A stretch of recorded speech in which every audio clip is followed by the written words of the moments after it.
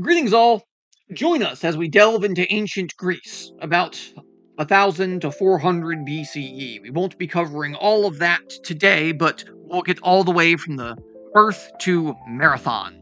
By the 12th century BCE, all the Mycenaean citadels were destroyed except Athens, and even there the population declined. The settlements had shrank. Linear B had entirely disappeared. There was stasis, isolation from centers of civilization that were re-emerging in Asia. Although worship of the gods continued to be central to Greek culture and civic life, the power of individual human beings was celebrated too. However, excessive pride in one's own accomplishments could be dangerous because such hubris attracted the adverse attention of the gods. Here we have the Acropolis of Athens and the Parthenon. Many Greek cities were built upon mountain strongholds, but the most famous of these is the Acropolis of Athens.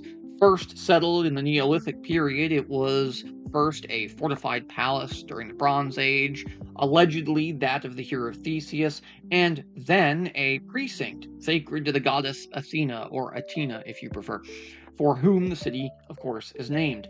The Parthenon, its most important surviving structure, was built on the site of an older temple after the Athenian victory over the Persians at Marathon in 490 BCE. We'll get there. It would then be rebuilt after the Persians would sack Athens some 10 years later. We're covering that in the next video. Most of the damage is sustained in modern wars. So let's ask ourselves, why is this site the focal point of so much activity? What does its longevity tell us about the relationship between palace and identity in Greece? Why did the Greeks build things that don't require planned obsolescence and will last for several thousand years beyond the fall of their empire? Oh, wait, sorry. A new civilization emerges. Or is it really that new? We have an emphasis on male political equality, and modest display focuses on the importance of domestic economy and self-sufficiency. Those of heroic past retold. Gods favored those who showed initiative and daring, but punished hubris or excessive pride in one's own accomplishments. Homer and the Homeric tradition. Homer's poetry reflects events of the Bronze Age, but was written 500 years after the fact. We have a world of competition and status among warrior elite. We have exchange of gifts and hospitality. We have guest friendship, xenia, competition to appropriate the epic past of one's clan. Birth of the historic tradition comes from the codification of Homer's earlier oral narratives. His subjects are kings, aristocrats, warriors, but regular men and women would feature heavily in them as well. They're just not usually the focal point. Often dealing with concepts such as fate versus free will, Homer's narratives saw gods interfering with mortal life. This would become a staple of later Greek plays and literature.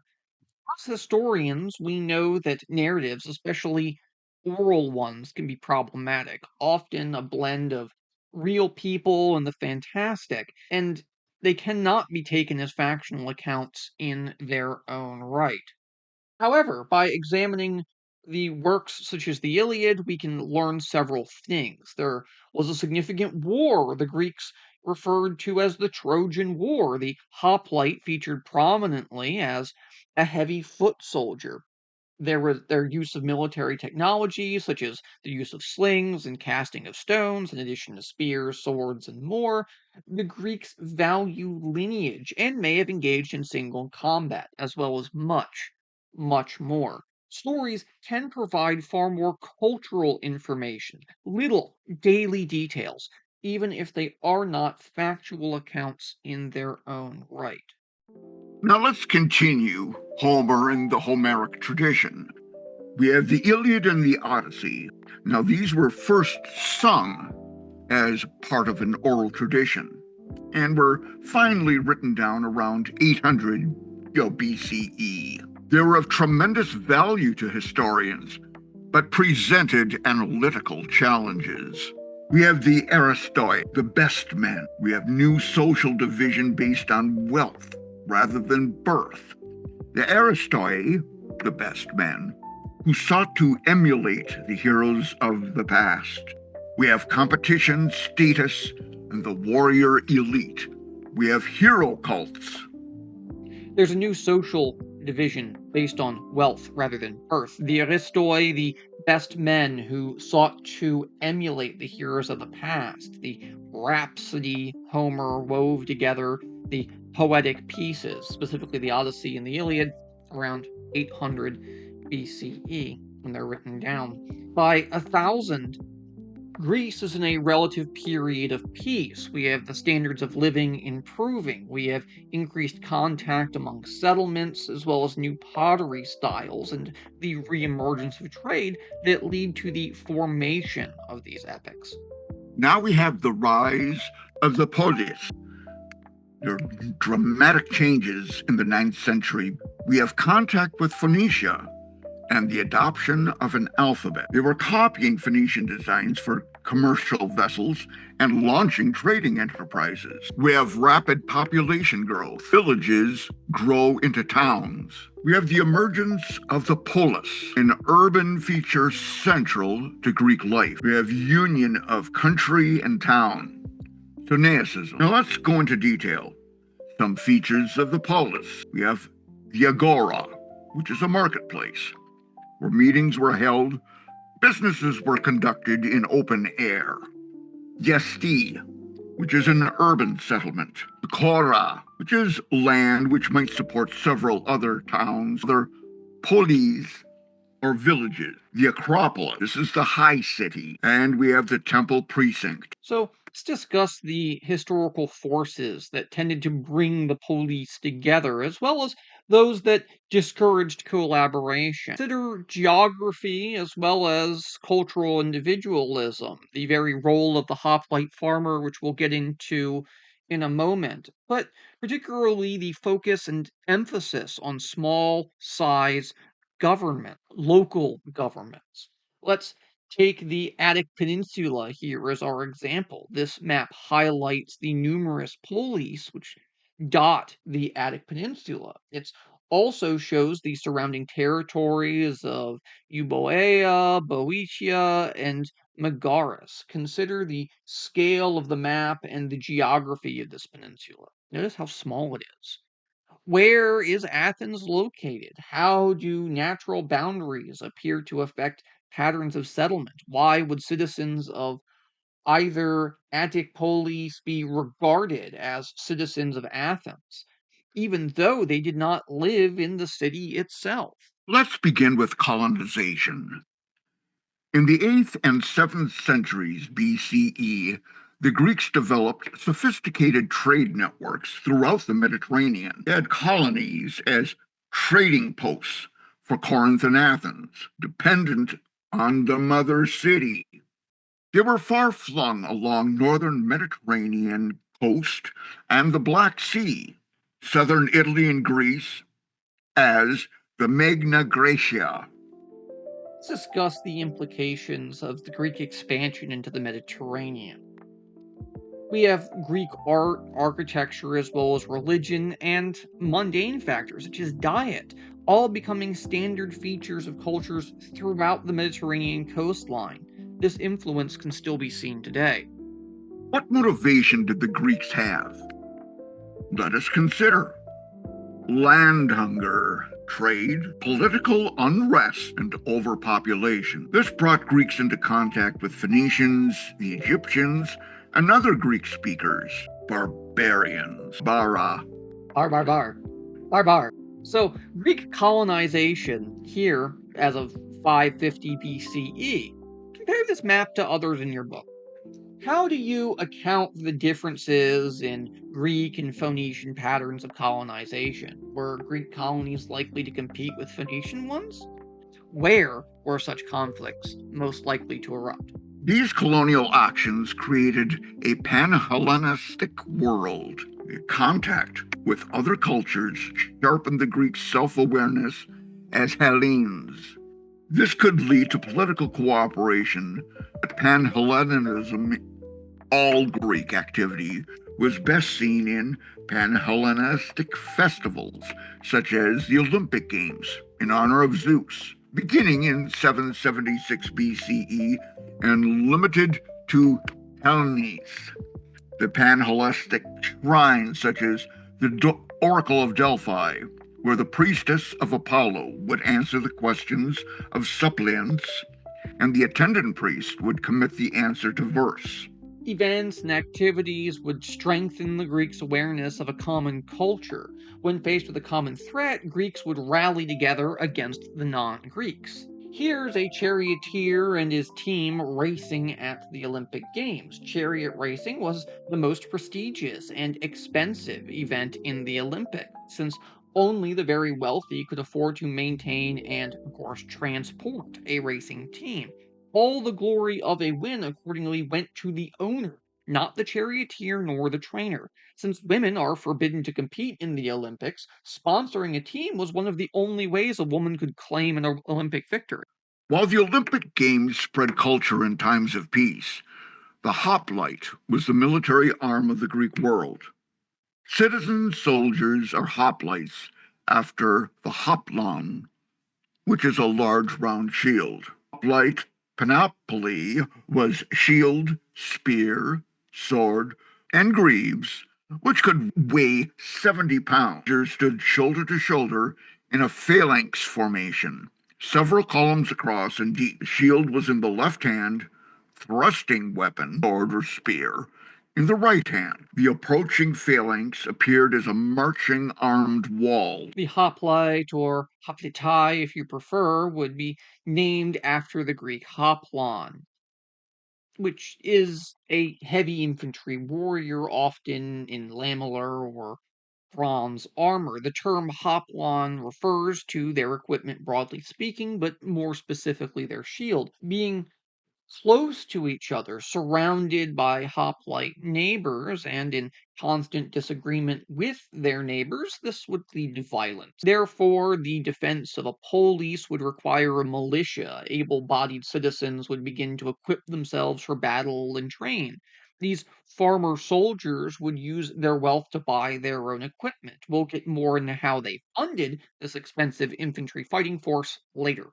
This hoplite revolution would have some consequences. We'd have found that it caused a parallel revolution in politics, since every polis needed a hoplite force for protection.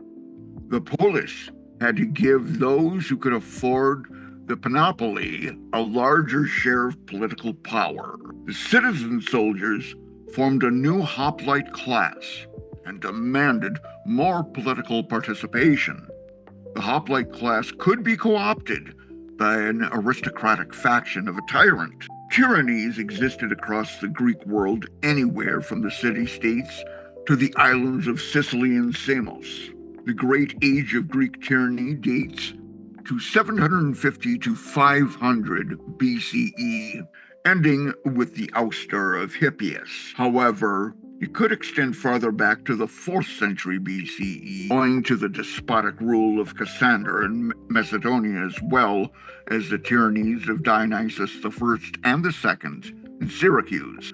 Notably, a tyrant is someone who is above the law, beyond the need for explanation to any authority. Turn to Athens for an example. In a power struggle to oust Hippias, Cleisthenes 750 to 508 BC, and who had served as archon under Hippias, he would assume power in Athens and put into place a platform of reforms. His first major change was a recognition of a citizen body in an attempt to undermine the old channels of influence. By 500 BCE, the system would allow many adult male citizens a possible chance to participate in the government. While considered by some as the founder of Athenian democracy, others harken back to Solon or even Theseus. Although Cleisthenes would initiate a number of far reaching reforms, it would be another half century before the Athenian constitution would really become fully democratic. The historian Herodotus, in his histories, would write Although Athens had been a great city before, it became even greater once rid of its tyrants.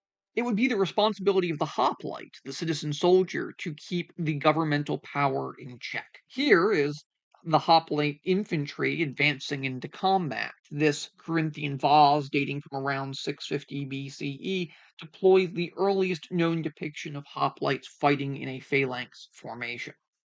We have aristocracy to thank. Their tension with the lower classes would lead some city states to develop a more democratic way of doing things. They pursued wealth and power, but also a distinctive lifestyle, including the symposium.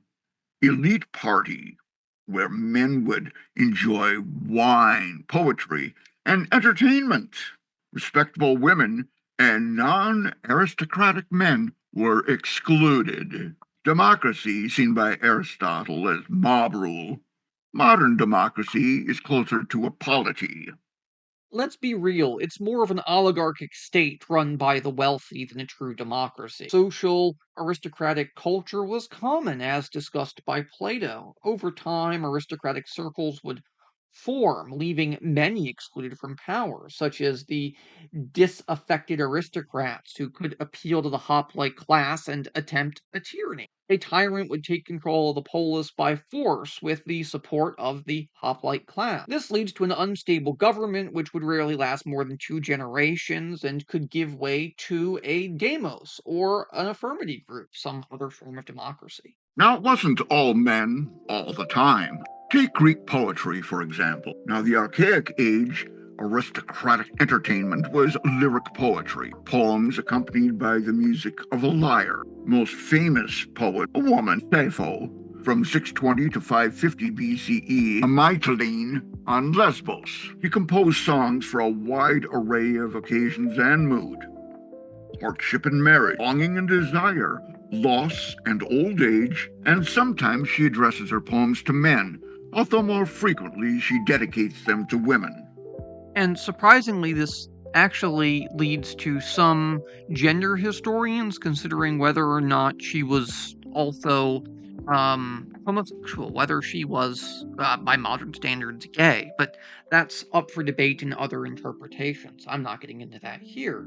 But historical sources, since they often focus on life events, beauty, love, sorrow, we have Archelaus of Paris, 680 to 640 BCE, who would mock convention and joke about leaving his shield in battle. Moving on to the Athenians. Ultimately, 9 annually elected archons form an executive branch. They serve in Areopagus after term expires. But deep economic and social divisions in Athens, including debt, slavery, and revenge killings among the elite. In 629 BCE, Graecon's extremely harsh law code, which led hoplites and aristocrats to agree on a compromise. In 594 BCE, Solon is elected the sole archon to reform Athens. In the early centuries of its history, aristocratic dominance over the Athenian polis rested on the monopolization of elected offices and control of the city council, the Areopagus. It took its name from the rocky outcrop where the council met, just below the Acropolis that rose above it. But by the early 7th century BCE, the aristocrats who came to wield executive authority in Athens became archons, or the first men. Solon would try to step in and make reforms. He forbade debt slavery, encouraged the cultivation of grapes, olives, and the manufacturing of pottery. He based eligibility to political office on property qualifications. Non aristocrats could now participate, convened an assembly, ecclesia, and gave it the right to elect archons. So let's get into it. The wealthy classes had grown so powerful in Athens, and the poor so poor, Solon had to do something or face revolt. Solon would attempt constitutional, economic, and legal reforms as well. He would focus a set of laws called the Systoxia, shaking off of burdens, refers to Solon's collection of debts and freeing of debt slaves, a crucial step in easing these social tensions. Broadly speaking, though, let's consider his constitutional, economic, and legal reforms. As far as constitutional reforms go, Solon replaced the hereditary aristocracy with a system based on property, as we mentioned, dividing citizens into four classes based on wealth. This allowed far greater participation in government for those who had more wealth and would also move toward a more democratic structure, though. His economic reforms would promote trade by encouraging the export of olive oil and establishing new coinage as well as weights and measures. He also forbade the export of most other agricultural products to prevent shortages. Also, the encouragement of olive tree production specifically, while it takes 10 years or more to get an olive grove up and running, so to speak, for commercial production. They are great long-term investments and a great way to seed long-term money. So Solon isn't looking at a quick fix here, he's making long-term plans. But let's turn our attention to his legal reforms. Solon replaced Draco's harsh laws with more humane ones, reducing the number of death penalties and making it possible for any citizen to bring charges against another, not just those bound by class. The impact on Athenian democracy is, well, Solon's reforms were not fully democratic in a modern sense, but they advanced Athenian democracy. I almost think of them in the same way Abraham Lincoln would use non democratic measures to emancipate slaves during the US Civil War, if you want a modern day comparison. But let's turn our attention to the Athenian Knicks with a view of the Acropolis here. The Athenian assembly, the ecclesia, met on a sloping hill of the Knicks. A speaker standing at the bema, the stepping stone on the right here, would have to make himself heard by all the citizens gathered in front of his platform, and all proceedings would have been plainly visible to non citizens and foreigners in the agora in front of the hill on the left. And even though those non citizens and foreigners could not interact with those in the agora, there's no reason they couldn't stand there and either take notes or simply look menacing with clubs and threaten to break the kneecaps of anybody who didn't vote the way they wanted to. But overlooking all of this was the temple of the city's patron goddess, Athena, the crest of the Acropolis up above. How is the relative openness of the assembly and the Athenian democracy symbolized by this chosen site? Despite his efforts, Solon's reform would meet with resistance. The aristocrats saw them as too radical.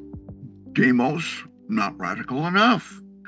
After decades of controversy in 546 BCE, Pisistratos succeeded in establishing a tyranny. He did keep Solon's reforms intact, launched a massive public works program, and commissioned editions of Homer. Cleisthenes, an aristocrat, championed the cause of the demos, reorganized Athenians into 10 new voting districts. He strengthened the powers of the Athenian assembly. He extended the machinery of democratic government throughout Attica, instituted ostracism by which Athenians could vote to banish an individual for a decade to prevent future tyrannies. Further, Solon's reforms, though hardly democratic in their promulgation, would lay the foundations for their development of Athenian democracy. Cleisthenes, an aristocrat, would champion the cause of the demos. He worked with the ecclesia and checked the power of the oligarchs in 508 and stroke 507 BCE, just as an example. Let's define ostracism. This political practice takes its name from the potsherds, the Greek ostraka, on which the names of candidates for political exile are scratched. Many of the ballots have actually survived. Here we have the names of Aristides, Cimon, Themistocles, who prominent citizens of the 5th century who had largely fallen out of favor. What could possibly go wrong with creating a system that concentrates power in a wealthy minority, then giving those people the power to expel those who don't fall in line with their ideas? I see absolutely nothing wrong with this system. It's flawless. Sparta would do things a little different. Because they're a little different. In the Peloponnesus, four villages, ultimately a fifth, would combine to form a single entity, dual kingship with two royal families and two lines of succession. In the 720s BCE, it conquered Messenia and turned subject population to helots, and unfreed farmers were forced to work under Spartan lordship. Around 650 BCE, the helots revolted, and Sparta subdued them and were determined to prevent future uprising. Sparta militarized its society. Ah, that's an understatement. Sparta does epitomize the opposite end of Greek leadership as contrasted with the Athenian. Barracks life would be rigorous, designed to accustom youths to physical hardship. At the age of 18, the young men who would survive this training would try for membership in a brotherhood whose sworn comrades would live, ate, and fought together. Failure to gain acceptance would mean that the young men would not become full Spartanate, and they would lose the rights to their citizenship. Their system made every citizen a professional soldier of the phalanx. The children were examined at birth by the state to determine if they should live. At age 7, boys were placed in the Polis run educational system. Until age 12, boys and girls trained together in exercise, gymnastics, and other physical drills. Boys then went to the barracks. Girls continued to train until married. At age 18, boys would try to enter a brotherhood of comrades who lived, ate, and fought together. Let's look at the Peloponnesus. Located in the Peloponnesian Peninsula, the highly militarized society of Sparta would dominate the region known as Laconia. Where is Sparta located? Did the geography create conflict between Athens and Sparta? And if so, is it inevitable? Could it have ever been avoided? Now let's look at the Spartan state and the training. All Spartan men over 30 were members of the Citizens' Assembly, Apella. It voted on matters proposed to it by a council, Gerousia, which were 28 elders and 2 kings. The minimum age for membership on the Gerousia was 60. 5 annually elected ephors supervised Spartan tradition and the secret service, the Kreptia. The Spartan state rested on balance between Spartans and the Helots, who outnumbered citizens by 10 to 1. Helots carried the weapons of citizens while on campaign and were a constant security threat. The state declared war on them annually. They had reliance on a hostile slave population, which seriously limited Sparta. Spartan men were in the brotherhood until the age 30, and between 60 and 30, he was also expected to mate with a Spartan woman, so help you if you were gay. After the age of 30, a Spartan male could opt to live with his family and was on active military duty until 60. Spartans were forbidden to engage in trade and did not farm their own land. Trade, economic activity, would be conducted by the perioiki, the dwelling around, who had no political rights but formed a merchant class. Spartans rejected innovation and styled themselves as protectors of traditional customs, and like most overly conservative societies, this would be their downfall. Now, there were some cracks in the Spartan system, as you might imagine. First, demographic. There were not enough warriors. The number of full Spartiates declined from perhaps as many as 10,000 in the 7th century to only about 1,000 by the middle of the 4th century. Secondly, historical. Since Spartans placed little value on the written record, almost everything we know about them comes from the negative propaganda of their Athenian rivals. We have Miletus and the Ionian Revolution in thought. The major polis of Ionia formed a political and cultural confederation. The Ionian League. Miletus founded many colonies and grew wealthy through trade. It also became a center of speculative thinking, philosophia, love of wisdom. In the 6th century BCE, the pre-Socratics raised new questions about the relationship between the natural world, the cosmos, and the gods and men. They made human observation the starting point for their knowledge. They sought physical explanations for the movements of the heavens, and they marginalized the gods. The Ionian Revolution in thought refers to a significant shift in Greek thought. In full swing by the 6th century BCE, this revolution involved moving away from explanations based on myths and anthropomorphic gods to naturalistic explanations and philosophical inquiry. The Ionian school of philosophy, centered in Miletus and Athens, are credited with this transformation. Looking at Miletus specifically, an ancient Ionian city founded before 1400 BCE, passed into Mycenaean control and developed from a small trading post to a prominent center of commerce, philosophy, and urban planning. It flourished as a maritime power, founding numerous colonies and influencing Greek expansion. The city was also a cradle of Western philosophy, home to prominent thinkers like Thales and Anaximander. In Ionia, shaped by the Mesopotamian and Egyptian influences, there was a hybrid culture. Lydia would introduce coinage, and the Ionians would help to Hellenize Western Asia Minor. Hecataeus traveled the world and would draw the first map. Xenophanes posited that all human knowledge is relative and conditioned by human experience. He also argued that we make gods in our own image, not the other way around.